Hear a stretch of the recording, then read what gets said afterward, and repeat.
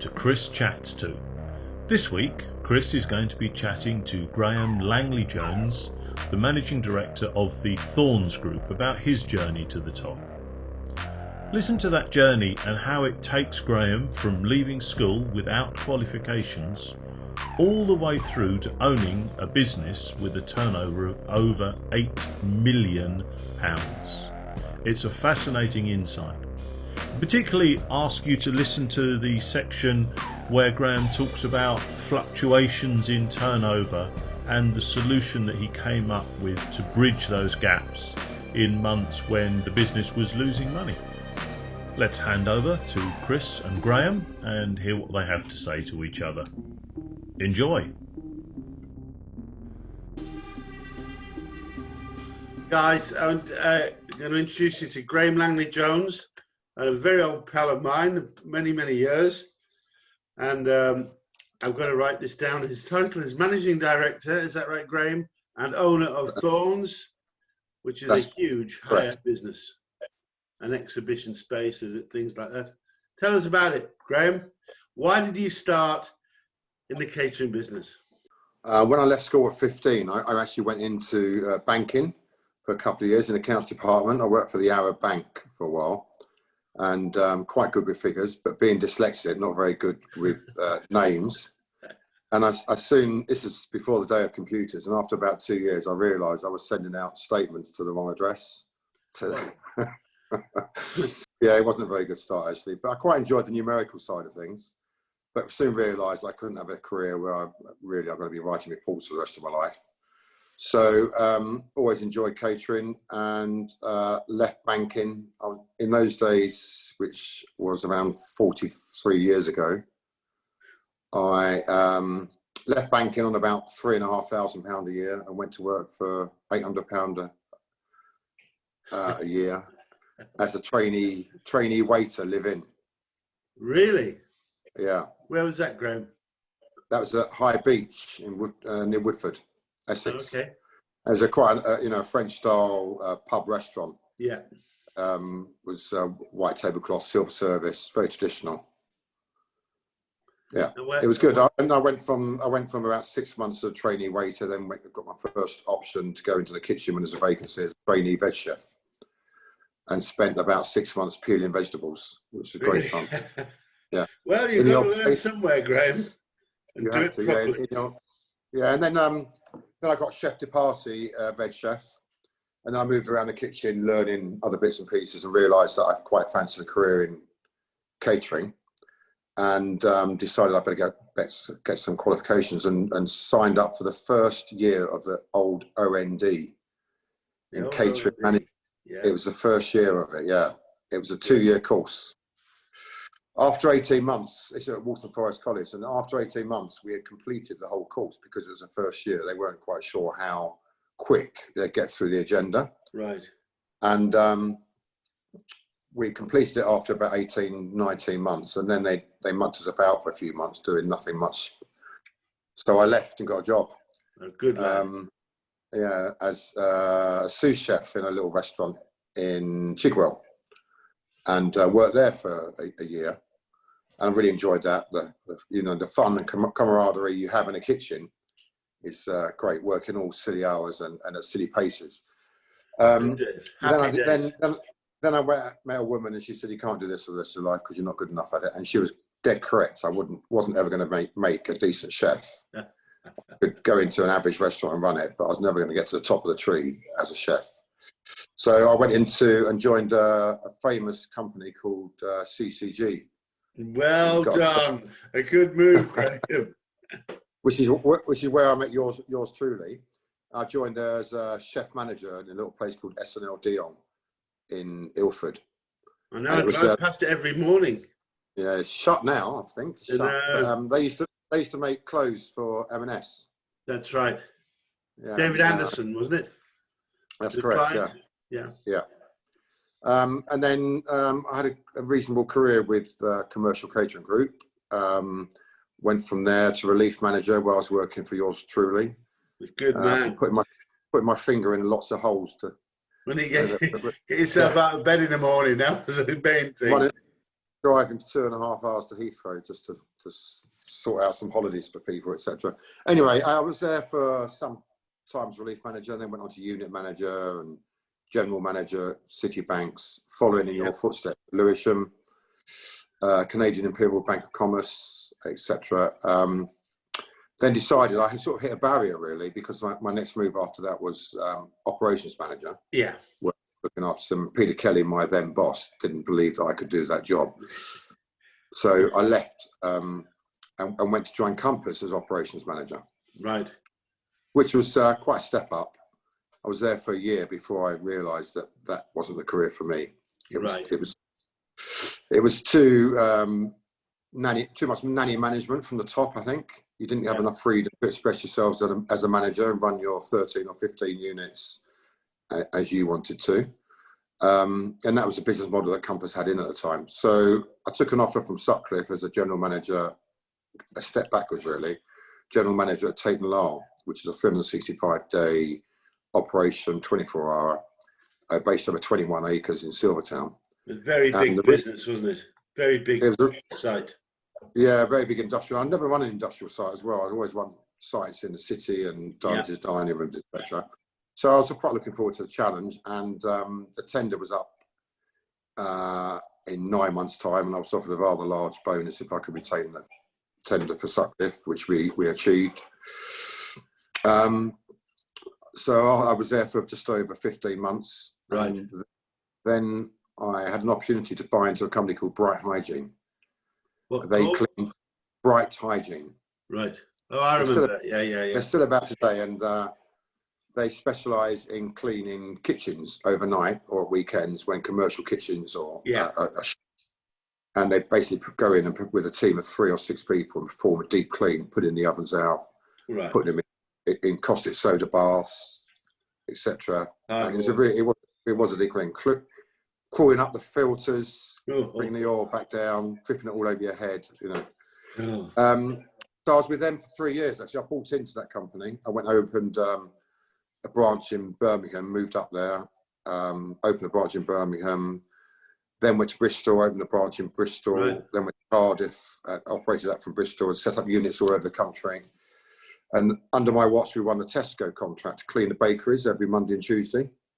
That's a big job. Suddenly we went from about 600 grand turnover to about 2.5 million. Really? Overnight with a 3-year contract. It was great. So I was there for about 2.5 years, helped them set that infrastructure up in the operational side. And then I sort of I just had too many disagreements with the old owner. Right. His management style, and he was old school and was more brutal in his management style. And I didn't feel that was very effective in getting the best out of the staff. So, and he definitely didn't get the best out of me. So an opportunity came. So I gave my notice in, and I thought, and at the time I said to Caroline, my better half, that I just need to do something for myself, because I've seen how easy it is to run a business when you do it badly. Yeah. And I did, and I thought, well, I can do this. You know, I've done it in Birmingham and Cardiff and Bristol, and to a degree, they then brought me back to London and got me to sort London out as well. And I was looking in the FT on a weekly basis because they had companies up for sale on a Tuesday. They listed companies in distress and going to receivership. And the day before I left Bright Hygiene, I saw this company, Thorns, DR Thorns and Co. that got into receivership. Tottenham. Were they from Tottenham? Is that right? They were opposite Tottenham Football Ground. Right, that's right. DR Thorn, yeah. And I knew the company because when I was at Compass in Sutcliffe, we had used them, and they specialise in doing catering equipment hire. Not much furniture, just a bit of catering equipment hire to the contract caterers, really, in restaurants and small hotels. Anyway, and the glasses and stuff like that. Yeah, anything you put on a dining table, really, including the cloths. And they had a little bit of furniture to go with it, the old classic gilt chairs. Oh, lovely. Yeah. So I went to have a look at the stock and met the receivers, and we did a deal for £122,000. Right. No, £120,000 to buy them in January, for January the 3rd, 95, I think, or January the 4th. Went there on the day of signing, and realised soon that in January was their biggest loss-making month as a business. So I reduced my offer by 20k just as I was about to sign. Told them I had a hiccup with my bank and couldn't sign for 3 weeks. So that basically got the biggest loss-making month out of the way. We got to about the end of January, and I bought the company. Good lad. And they were turning over about 220 grand, 240 grand. Really? It's had eight staff, I think it was, permanent staff. So the day I went in there, I put them all on a 3-day week because they were a loss-making business for 9 months of the year. I just reduced the losses. Popular. Well, I said to save redundancies. Yeah, you've got to save the jobs. That's good.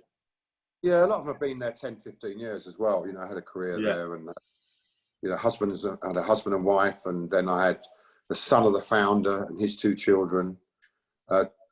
This is 25 years ago, and I still have 3 of those 8 staff working for me. Excellent. It's quite a responsibility, though, isn't it, Graham? When you take a business over, and you realise that, you know, these are their lives, livelihood, and it's their living. Big responsibility.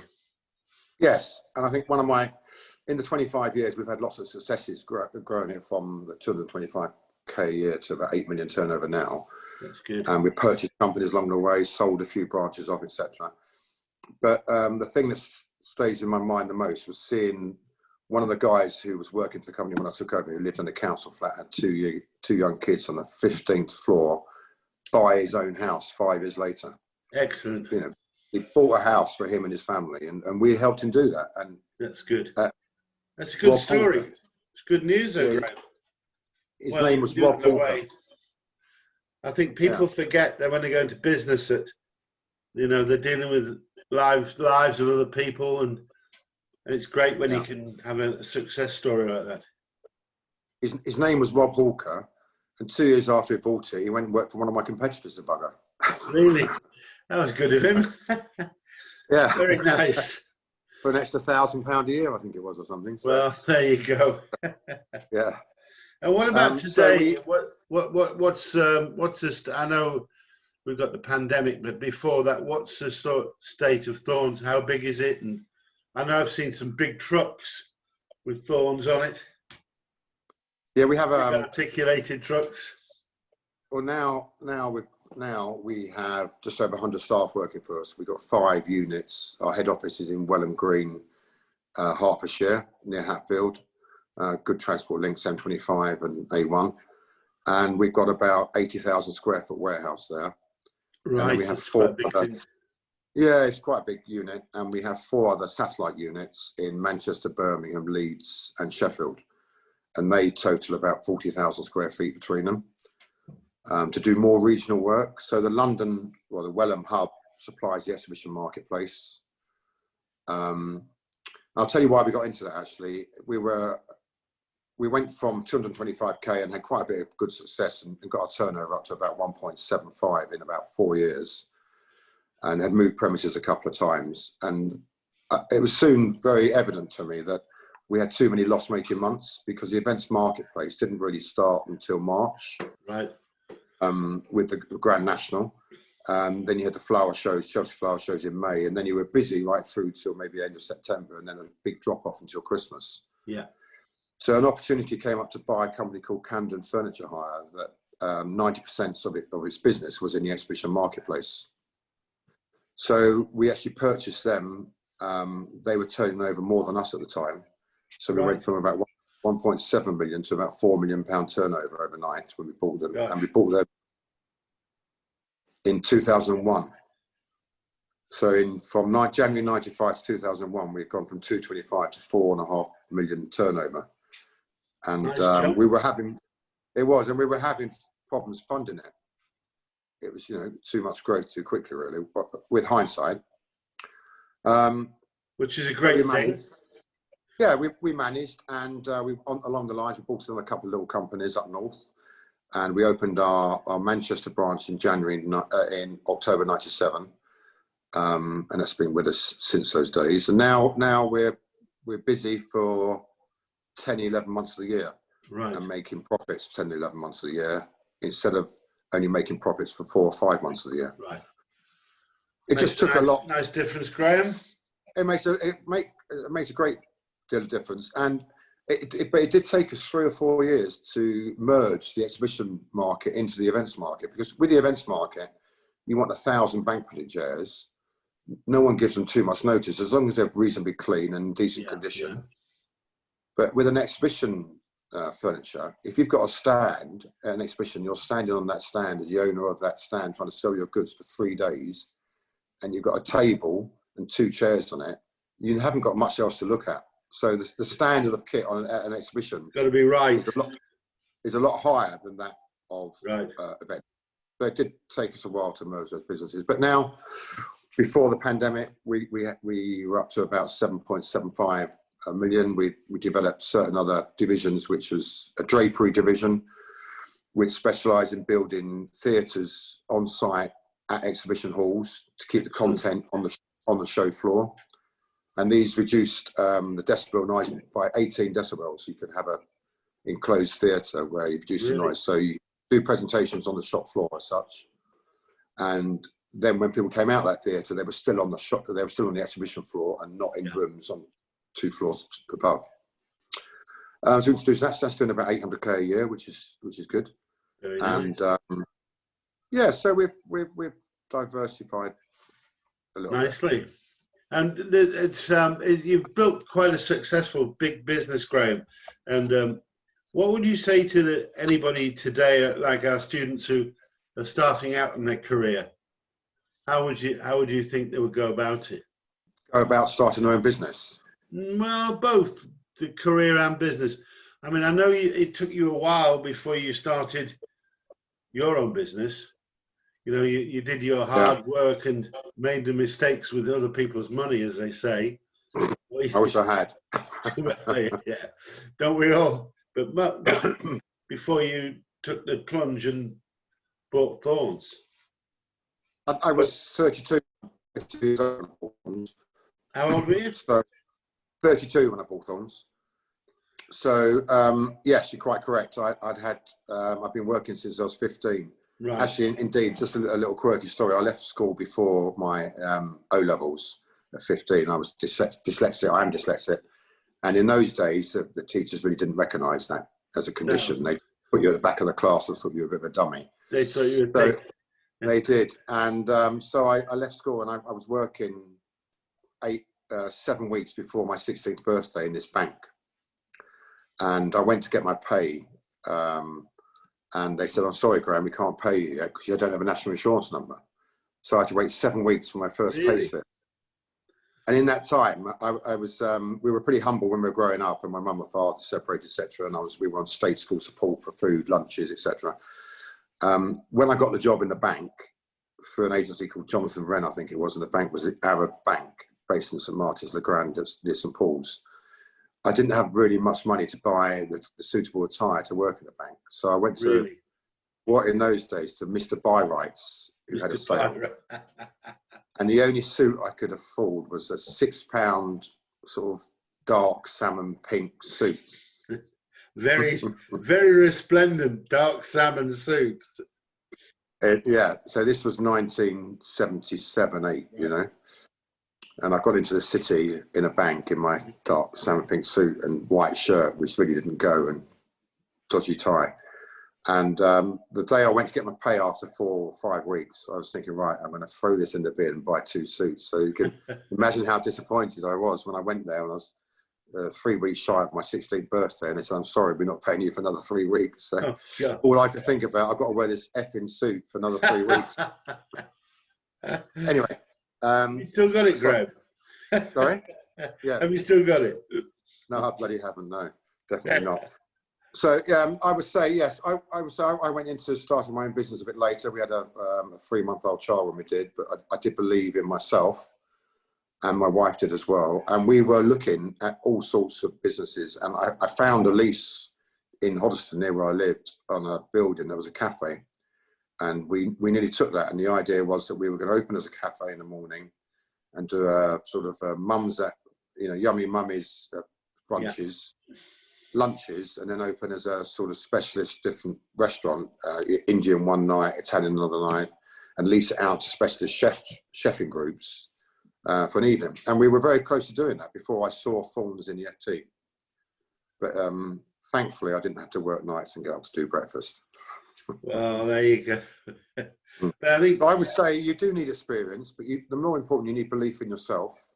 Yeah. You really need the support of someone near to you, if it's your mother and father or some members of your family. And you need to realise, I think, that, you know, your working career from the age of 18 or 21 to the age of maybe 70 is 50 years. That's a lot of years. So if you give it 5 years and you don't quite get it right, it doesn't matter.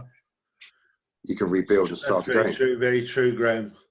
I gave 8-10 years of my life to catering management, and then threw that all away, really, to start some of my own that could have failed. And so, there's a lot of time to rebuild your career. I do believe. I think what you say about having self-belief is quite right, and support.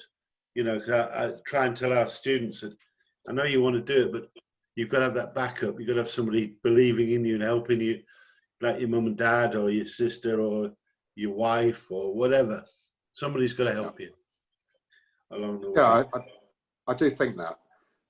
Belief and determination that no matter what people say, you're going to succeed. And if you're working 24 hours a day, 7 days a week to have to get to there, you have to do that. I know we had 2 young children when we had 3 children in all. And when my eldest got to about their 4th or 5th birthday, I then said to my wife, I'm not working weekends anymore. And up to that stage, the first 5 years at Thorns, I was working 7 days a week. And if I wasn't selling Monday to Friday, on Saturday and Sunday, I was behind the dishwasher cleaning all the rubbish up, the plates that we collected. Well, it's a great story, Graham. I really enjoyed talking to you.